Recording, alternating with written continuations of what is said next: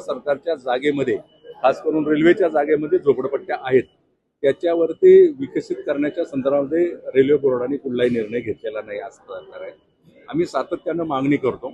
मुंबई असेल, नवी मुंबई असेल, ठाणे असेल, पुणे असेल किंवा नागपूर असेल, या मोठ्या शहराच्या रेल्वे स्टेशन लगत असलेल्या ज्या ठिकाणी झोपडपट्टी मोठ्या संख्येने SRE योजना त्या ठिकाणी लागू करावी आणि त्या नागरिकांचा घर देण्याच्या संदर्भामध्ये देखील विचार करावा, हे आम्ही सातत्यानं मागणी करतो. राज्य सरकार आणि केंद्र सरकार हे एका विचाराचं सरकार आहे आणि NDA सरकारच्या माध्यमातून त्यांना देखील घर देण्याच्या संदर्भामध्ये लवकर निर्णय घेतला जाईल, परंतु कुणालाही बेघर केलं जाणार नाही. शेवट ते नागरिक गेले अनेक वर्षापासून त्या ठिकाणी राहते, विकास पण पाहिजे त्यांना. आपण त्या ठिकाणी राहतात त्यांना काही ठिकाणी स्थलांतरित करून आपल्याचं घर देखील दिलं जाईल. रेल्वे स्टेशन अतिशय चांगल्या प्रकारचं रेल्वे स्टेशन होतंय. या रेल्वे स्टेशनमधून कर्जतला जाणारा मार्ग असेल, दिव्याला जाणारा असेल, उरणला जाणारा असेल, मध्यवर्ती रेल्वे स्टेशन आहे.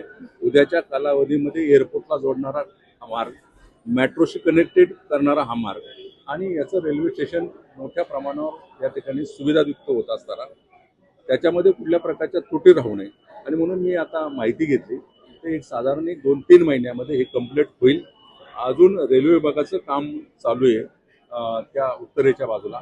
त्या दृष्टिकोनातून त्याही कामाला प्रगती देण्याचं काम करतोय.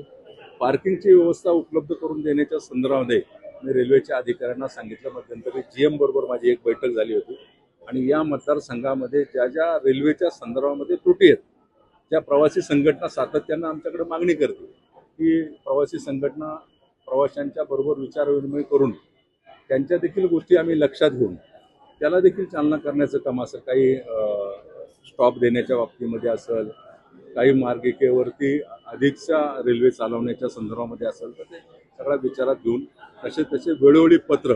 खरं तर मी रेल्वे विभागाला येतो अनेक वेळा. रेल्वेच्या बाबतीमध्ये मी सातत्यानं मागणी केली. या रेल्वेच्या बजेटवरती शिवसेना पक्षाच्या वतीने मी स्वतः बोललो होतो. माझ्या जवळपास 30-40 मिनिटाच्या भाषणामध्ये या सगळ्या मतदारसंघाच्या बाबतीमध्ये बोलत असताना ज्या त्रुटी आहे आणि भविष्यात काय करावं लागेल हे देखील बोललेलं आहे. परंतु मी तुम्हाला सांगतो, अमृत भारत रेल्वे स्टेशन सुधार योजनेअंतर्गत मावळ लोकसभा मतदारसंघातले सर्वाधिक जास्त रेल्वे स्टेशन घेतलेले ते जवळपास 8 रेल्वे स्टेशन या मतदारसंघातले. इतर 300 देशातले 325 जवळपास 316 अमृत भारत रेल्वे स्टेशन, त्याच्यातले 8 रेल्वे स्टेशन एकट्या मावळ मतदारसंघातले.